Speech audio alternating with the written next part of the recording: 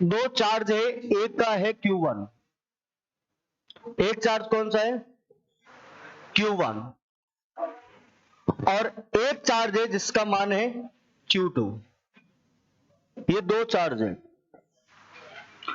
अब आपको पता है कि इस दोनों के बीच के अंदर यहां से लेकर यहां तक कुछ ना कुछ क्या है, डिस्टेंस है, और उस डिस्टेंस को बोला जाता है क्या, R स्क्वायर। यानी कि ये चार्ज 1 है और ये क्या है, चार्ज 2। इन दोनों के बीच का डिस्टेंस क्या होता है, R स्क्वायर। अब मेरी बात सुनना, कोई भी दो आवेश से दो चार्ज है, आपको कल बताया था, या तो ये अट्रैक्शन करेंगे या क्या करेंगे, रिपल्सन करेंगे। तो ये दोनों चार्ज क्या होता है, अपने आप को क्या करेंगे, अट्रैक्शन करते हैं। और जब अट्रैक्शन करते हैं तो इनके बीच में क्या लगता है, फोर्स लगता है। क्या लगता है, फोर्स। तो कूलम का नियम जो है, कूलाम का नियम, वो कूलाम का नियम क्या कहना चाह रहा है वो आप समझना। इसके कहने का मतलब यह है कि दो आवेश के बीच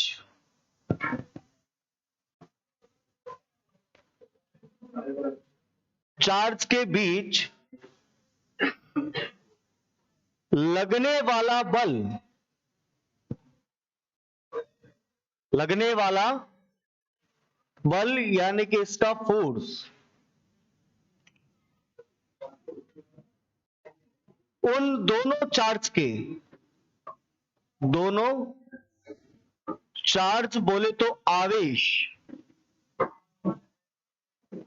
के गुणनफल, गुणनफल बोले तो Q1 इंटू Q2, तथा उनके बीच की दूरी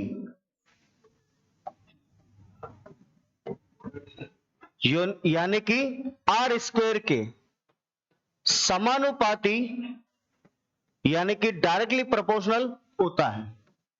अब मैंने डेफिनेशन क्या लिखी है उसको छोड़ो, आप कॉन्सेप्ट को समझना क्या है क्या नहीं। देखो, आप मेरे को एक बात बताओ, यहां लिखा मैंने F यानी कि फोर्स, ये दोनों चार्ज के Q1 और Q2 के क्या होते हैं, मल्टीप्लाई के डायरेक्टली प्रोपोर्शनल होता है। और फोर्स जो लगता है वो इनवर्सली प्रोपोर्शनल होता है किसके, इनके बीच की डिस्टेंस के। जो ऊपर लिखा डेफिनेशन वो मैंने यही लिखा है। अब आगे सुनना, मैं इन दोनों को इक्वल करके लिख सकता हूं क्या, कि F ये साइन हो गया Q1 अपॉन Q2 अपॉन क्या हो गया, R स्क्वायर। लिख सकता हूं इसको। अब कभी भी ध्यान रखना, ये साइन हटता है तो उसकी जगह क्या आता है, कोई ना कोई कांस्टेंट आता है। हाँ, इनवर्सली प्रोपोर्शनल।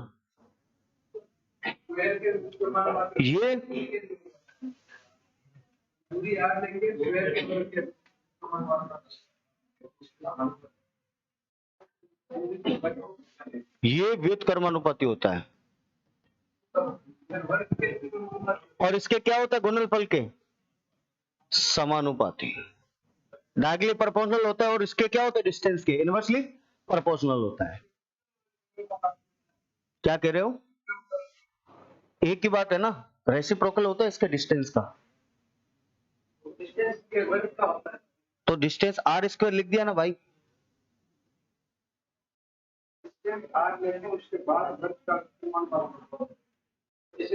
अरे मैंने सिर्फ यहीं पे लिख दिया R स्क्वायर, समझ गए, ये वर्ग ही तो हो गया डिस्टेंस का। तो यहां पे क्या हो गया, F Q1 Q2 अपॉन क्या हो गया, R स्क्वायर। अब कभी भी इक्वल का साइन आता है तो कोई ना कोई क्या आता है, कांस्टेंट आता है। तो यहां कांस्टेंट क्या आएगा, K। और ये क्या हो गया, Q1 Q2 upon R square हो जाएगा। अब एक बात बताओ, मुझे क्या चाहिए, K की वैल्यू चाहिए। तो K की वैल्यू अगर चाहिए तो ये इससे मल्टीप्लाई हो जाएगा। तो ये क्या हो जाएगा, F R स्क्वायर अपॉन क्या हो जाएगा, Q1 Q2 हो जाएगा।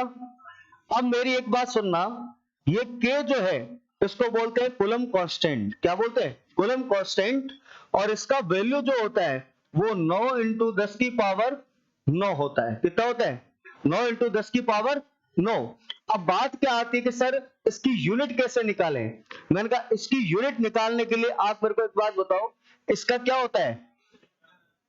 न्यूटन होता है। ये क्या होगा? Meter square. और ये क्या होता है? Coulomb square. क्या होता है? Coulomb square. तो K का जो यूनिट होता है वो होता है newton meter square upon coulomb square. और इसका वैल्यू कितना हो गया? 9 इंटू 10 की पावर 9। और ये क्वेश्चन पूछा गया है, ध्यान रखना। तो आपसे क्या पूछा जाएगा कि कूलम कांस्टेंट का यूनिट क्या होता है? तो आपको बताना है newton meter square upon coulomb square. और K का वैल्यू कितना होता है कूलम कांस्टेंट का? तो 9 इंटू 10 की power 9 newton meter square upon coulomb square. ये कूलम का नियम कहता है। ठीक है क्या? अब आगे इधर देखते रहो एक बार। अब देखो, सुनना ध्यान से। मैं एक इक्वेशन लिखता हूं सर। क्या? जैसे मान लीजिए आपने ऐसे देखा होगा कि NaCl होता है। अगर इसको क्या डाल देता हूं इसके अंदर, इसको वाटर में डाल देता हूं पानी के अंदर, तो ये टूट जाता है किसमें? Na plus plus Cl minus. ये तो देखा ही आपने। ऐसा क्यों होता है? कारण क्या होता है इसके पीछे? सुनना। देखो, सोडियम आता है, ये आता है 11 पे, और क्लोरीन जो आता है ये आता है 17 पे आता है। अब देखो, ये हो गया इसका क्या? न्यूक्लियस। और ये क्या होगी इसकी? पहली ऑर्बिट। ये क्या होगी? दूसरी। और ये क्या होगी? तीसरी। ये भी क्या हो गया? क्लोरीन का न्यूक्लियस।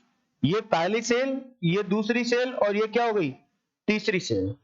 अब मेरी बात सुननेगा, पहली कक्षा में हमेशा इलेक्ट्रॉन कितने आएंगे? 2 आएंगे। दूसरी कक्षा ऑर्बिट की बात करता हूं तो कितने आएंगे? 8। अब बचा कितना है? 1। वो यहां पे आ जाएगा। दूसरी चीज, सर क्लोरीन में कितने हैं? मैंने कहा 17। पहले में कितने आ गए?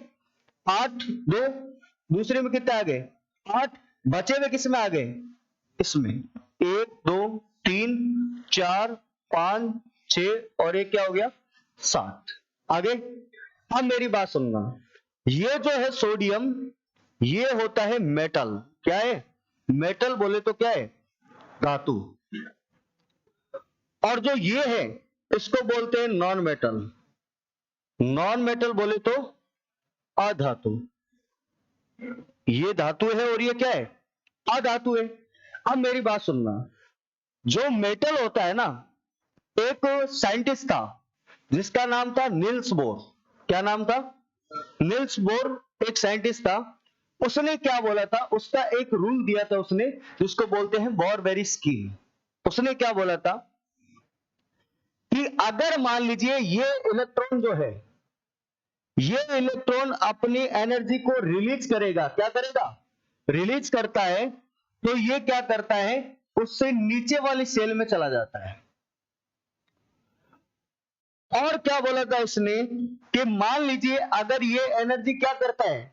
गेन करता है, तो ये उससे ऊपर वाली सेल में क्या होता है? चला जाता है। लेकिन अगर मैं इसको और एनर्जी दूंगा तो ये इलेक्ट्रॉन जो है ये निकलकर यहां से और बाहर चला जाएगा। क्या चला जाएगा? और इसी इलेक्ट्रॉन को बोला जाता है फ्री इलेक्ट्रॉन। क्या बोलते हैं इसको? फ्री इलेक्ट्रॉन बोला जाता है, और यानी कि मुक्त इलेक्ट्रॉन बोला जाता है। पहली चीज। दूसरी चीज सुनना, ये मेटल है और ये क्या है? Non metal. अब मुझे एक बात बताओ, नील्स बोर ने 2 चीज बोली थी कि अगर इलेक्ट्रॉन क्या करेगा, अगर इलेक्ट्रॉन एनर्जी गेन करेगा तो वे ऊपर वाली कक्षा में चला जाएगा, अगर लॉस करेगा तो क्या हो जाएगा? नीचे वाली कक्षा में चला जाएगा। पहला नियम ये दिया था। और दूसरा नियम इसने दिया था, वो दिया था ऑक्टेट रूल, अष्टक नियम। ऑक्टेट रूल क्या कहना चाह रहा है कि कोई भी एलिमेंट हो, अगर उसकी आउटर मोस्ट सेल में अगर 8 इलेक्ट्रॉन हो जाता है तो वो एलिमेंट क्या हो जाता है? स्टेबल हो जाता है। फिर वो किसी से रिएक्शन नहीं करता है। जैसे आपने ऑर्गन, जिनॉन, क्रिप्टॉन, रेडॉन, ये गैसेस सुनी होगी, जिसको जाना जाता है नोबल गैसेस के नाम से। नोबल गैसेस के सामने क्यों जाना जाता है? क्योंकि आपको पता है नोबल किसको बोलते हैं? राजा को, जो कभी किसी से रिएक्शन ही नहीं करता है, तो नोबल गैसेस उसको बोले जाते हैं। नोबल मेटल किसको बोला जाता है? गोल्ड, सिल्वर, प्लेटिनम, ये क्या होती है? धातुएं होती है। क्या होती है? नोबल मेटल्स होती है। अब मेरी बात सुनना है, ऑक्टेट रूल क्या कहना चाह रहा है कि सबसे बारीक कक्षा में कितने इलेक्ट्रॉन हो गए? 8। तो वो एलिमेंट क्या हो जाएगा? स्टेबल हो जाएगा। अब मेरी बात सुनना, ये जो है, ये दिख रहा है आपको, ये है क्लोरीन और नॉन मेटल है। इसको स्टेबल होने के लिए ये इसको बोलता है, उसको क्लोरीन बोलता है सोडियम को कि काम कर भाई, तेरा ये इलेक्ट्रॉन मेरे को दे दे। क्लोरीन बोलता है, किसको बोल रहा है? क्लोरीन सोडियम को, कि ये तेरा इलेक्ट्रॉन जो है मुझे दे दे यार।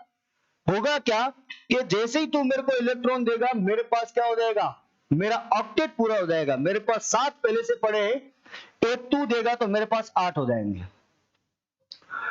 और ये क्लोरीन बोलता है सोडियम को, देख अगर तू मेरे को देगा तो ये इलेक्ट्रॉन तेरा जाएगा, तो तेरा भी ऑक्टेट क्या हो जाएगा? पूरा हो जाएगा।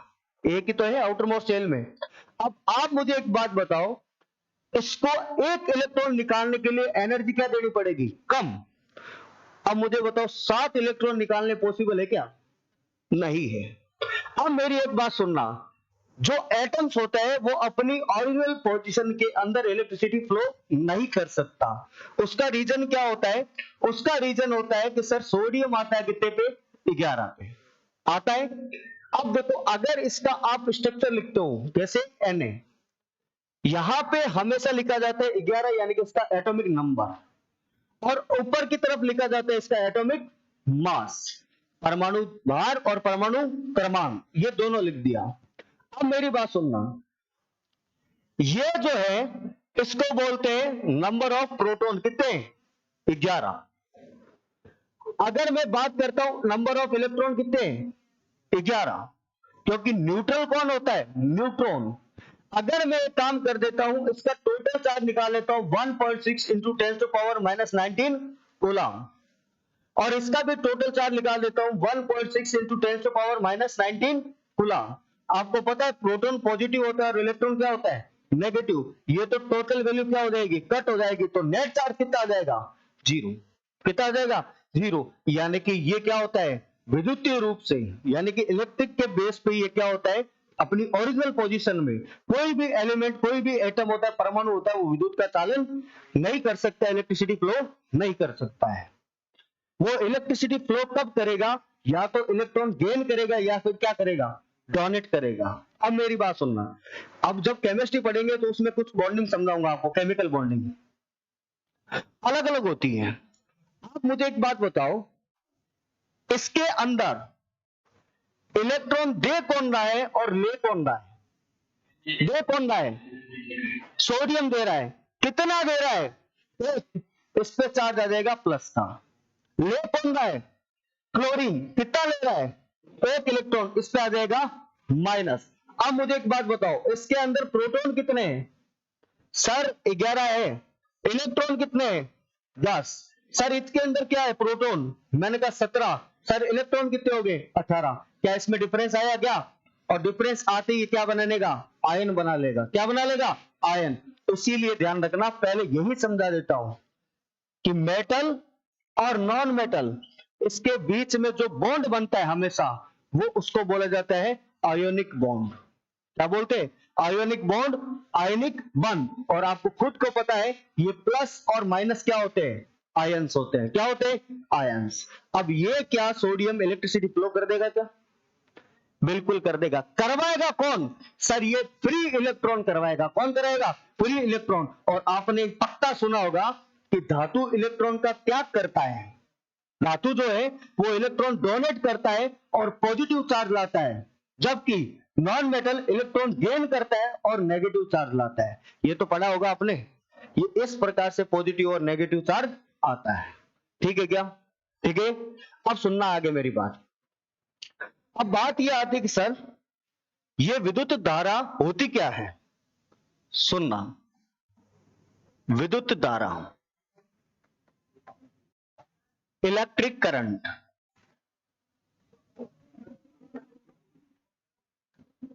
करंट, मैंने कहा प्रति second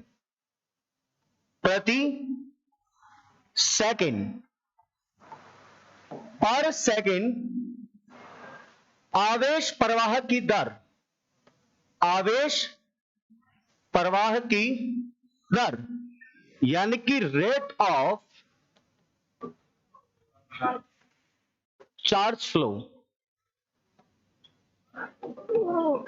rate of charge flow यानी कि आवेश प्रवाह की दर पर यूनिट टाइम, आवेश प्रवाह की दर क्या कहलाती है? विद्युत धारा कहलाती है, यानी कि इलेक्ट्रिक करंट। अब इधर देखना एक बार आप सब, देखो सर, इसे आई से डिनोट किया जाता है, मतलब प्रदर्शित किया जाता है, प्रदर्शित करते हैं। अब आप मुझे एक बात बताओ, आई इक्वल टू आवेश क्या लिखते हैं? क्यू, समय क्या होता है? टी। ये फॉर्मूला हो गया क्या? यही तो फॉर्मूला होगा, क्यू अपॉन टी। अब मुझे बताओ, अगर मैं ये बोलूं 1 कूलम अपॉन 1 सेकंड, इसको क्या कहते हैं? तो क्या बोलोगे? एम्पियर। क्या बोलोगे? एम्पियर। और विद्युत धारा की इकाई क्या होती है? एम्पियर होती है। क्या होती है? एम्पियर। अब सेकंड, 1 सेकंड इधर देखो, बाद में उतारना। इधर देखो एक बार, कुछ खास बात बता रहा हूं इस करंट की। देखो, मान लीजिए मेरे पास क्या है? कोई वायर है। देखो, ये है मेरे पास वायर है, कोई तार है, ठीक है। अब मैंने क्या किया, इस जगह पे, ये इस जगह पे एक वायर को, एक और वायर को क्या किया मैंने? जोड़ दिया। इस प्रकार से, इस प्रकार से ज्वाइंट कर दिया। यहां पे प्लस लगा दिया और यहां पे क्या लगा दिया? माइनस। ठीक है क्या? अब मेरी बात सुनना, ये क्या थी? कोई रोड थी, कोई लोहे की, आयरन की, मेटल की, और ये है इसमें वायर लगा हुआ। अब मेरी बात सुनना आप, यहां से इस जगह से देखो, प्लस का चार्ज जा रहा है क्या?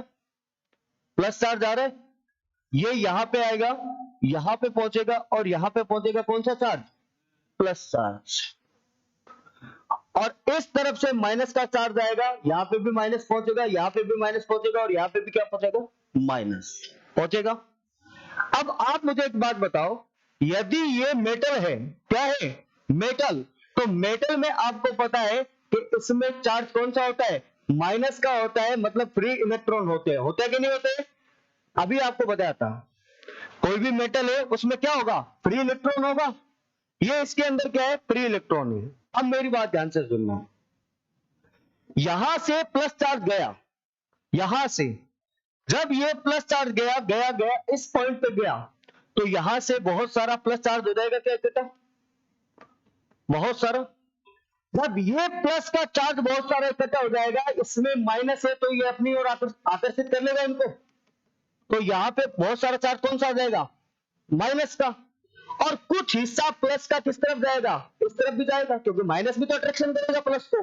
तो यहां पे चार्ज कौन सा चला जाएगा? कुछ प्लस का, और यहां सारा कौन सा चार्ज आ जाएगा? माइनस का। अब आप मुझे बताओगे कि विद्युत धारा जो है, इलेक्ट्रिसिटी, उसका फ्लो प्लस से माइनस की तरफ हो रहा है, माइनस से प्लस, प्लस से माइनस, जबकि इलेक्ट्रॉन देखो किस तरफ जा रहे हैं? माइनस से प्लस। बस यही क्वेश्चन आता है, और इसी को कहते हैं विद्युत धारा का प्रवाह, यानी कि इलेक्ट्रिसिटी फ्लो। तो सबसे पहली बात ध्यान रखना आप, क्या कि विद्युत धारा का प्रवाह, विद्युत धारा का प्रवाह किस तरफ होता है? प्लस से माइनस की तरफ, जबकि इलेक्ट्रॉन का फ्लो, इलेक्ट्रॉन का प्रवाह होता है किस तरफ? माइनस से प्लस की तरफ। ये दोनों पूछा गया क्वेश्चन है, ध्यान रखना। तीसरा क्वेश्चन ऐसे पूछ सकता है, बताओ इलेक्ट्रिसिटी का फ्लो किसके अपोजिट होता है? तो इलेक्ट्रॉन चार्ज के फ्लो के अपोजिट होता है। थर्ड नंबर क्वेश्चन बनता है। ठीक है क्या? बोलो, कर लोगे? और नेक्स्ट बात सुनना, यह हमेशा उच्च विभव से, उच्च विभव यानी कि हाई पोटेंशियल से निम्न विभव यानी कि लो पोटेंशियल की तरफ जाती है, पोटेंशियल की तरफ जाती है। और ये तो आपको मैंने हीट एंड टेम्परेचर में बताया था, एक का टेम्परेचर 50 है, एक का टेम्परेचर 20 है। आप मुझे बताओ 20 से 50 में जाएगा, 50 से 20 में, किससे जाएगा? 50 से 20 में, यानी कि हाई से किस तरफ जाता है? लो की तरफ जाता है। ठीक है क्या? आगे सुनना मेरी बात को, देखो नेक्स्ट। मान लीजिए ये कोई क्या है, ये कोई स्टेशन है, ठीक है, बीकानेर मान लो, और ये है सूरतगढ़, ये सूरतगढ़ है और ये क्या है? हमारा बीकानेर है। अब सुनना मेरी बात, इस सूरतगढ़ को मान लेता हूं मैं अनंत है, इनफाइनाइट है, और ये बीकानेर है।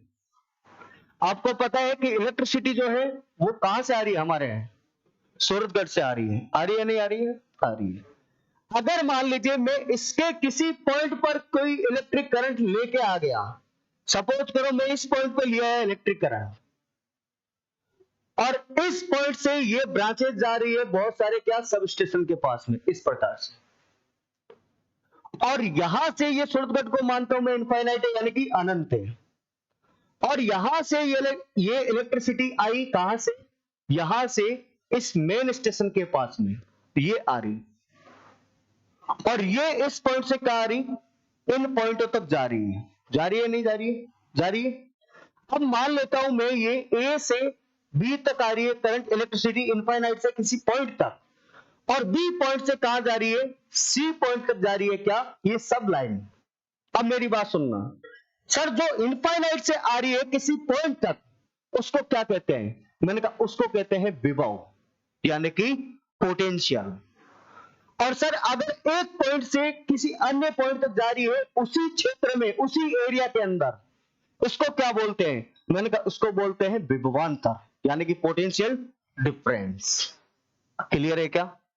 दोबारा बताता हूं, अनंत से, इनफाइनाइट से किसी पॉइंट तक जो लाने में इलेक्ट्रिसिटी को किया गया कार्य, जो वर्क होता है, वो क्या कहलाता है?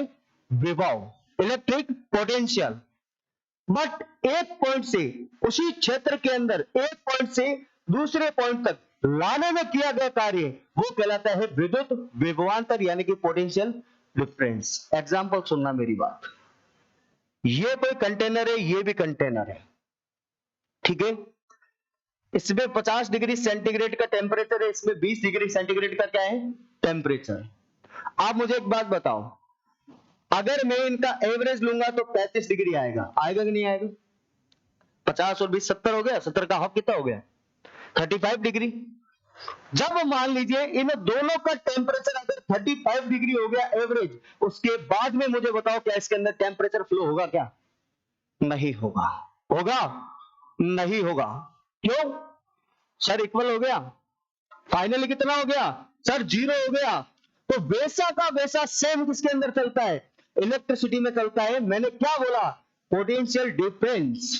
पोटेंशियल डिफरेंस, डिफरेंस यानी कि विभव का अंतर। जैसे अभी आपने लिखा था कि सर सोडियम के अंदर प्रोटॉन कितने? 11, इलेक्ट्रॉन कितने? 10। क्या ये डिफरेंस आया? क्या डिफरेंस आया? तभी तो इलेक्ट्रिसिटी फ्लो हो रही है।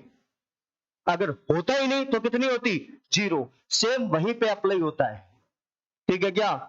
इलेक्ट्रिक सिटी फ्लो होने के लिए किसकी जरूरत होती है? विभवांतर, यानी कि विभव जो होता है, पोटेंशियल होता है, उसमें अंतर होना जरूरी है, यानी कि पोटेंशियल डिफरेंस होना जरूरी है, ठीक है। नेक्स्ट बात सुनना, यहां पे इसकी डेफिनेशन लिखता हूं। तो सबसे पहले आएगा, उसको बोला जाता है विद्युत विभव। विभव, इलेक्ट्रिक पोटेंशियल। इलेक्ट्रिक पोटेंशियल ये क्या होता है? सुनना कि अनंत से किसी बिंदु तक, किसी पॉइंट तक लाने में किया गया कार्य क्या कहलाता है? विद्युत विभव। जो अभी आपको बताया था उसी को ही लिखा है। सर दूसरा क्या होता है? मैंने कहा विद्युत विभवांतर। विद्युत विभवांतर, आप खुद इसको तोड़ो। विभव का अंतर वही तो होता है विभवांतर। तो इसको बोला जाता है पोटेंशियल, पोटेंशियल डिफरेंस। ये क्या होता है? पोटेंशियल डिफरेंस का मतलब ये होता है कि एक बिंदु से किसी क्षेत्र में, किसी क्षेत्र रीजन से, एक बिंदु से दूसरे बिंदु तक लाने में किया गया कार्य, किया गया कार्य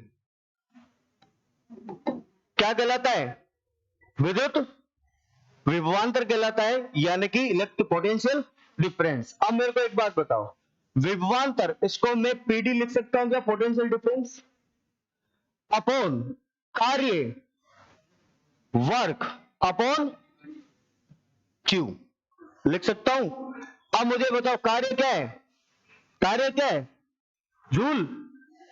अरे जूल ही तो होता है, upon coulomb, joule upon coulomb. और इसी को कहा जाता है वोल्ट। क्या कहते हैं? वोल्ट कहते हैं। तो मुझे एक बात बताओ आप कि विद्युत विभव और विभवांतर इसकी इकाई क्या होती है? वोल्ट होती है, यानी कि वोल्ट। ठीक है क्या? अब मेरी बात सुनना, दो चीजों में डिफरेंस होगा तभी इलेक्ट्रिसिटी फ्लो होती है, नहीं तो नहीं होती है। और क्वेश्चन क्या लिखा है मैंने कि पीडी पोटेंशियल डिफरेंस क्या होता है? वर्क अपॉन क्यू, यानी कि जूल बटे कूलाम। यानी कि कितना आवेश को फ्लो करवाने के लिए कितना कार्य करना होगा। जैसे मैंने बोल दिया आपको कि बताइए अगर मेरे को 20 जूल कार्य करवाना है, 20 जूल वर्क डन करना है, तो कितना कितना लगेगा? उसके लिए कितना आवेश ले जाना पड़ेगा? 5 कूलाम आवेश दे दिया, तो उसका पोटेंशियल डिफरेंस ज्ञात करो। ये सवाल आता है, कर लोगे क्या? बोलो। अब इसको उतारो,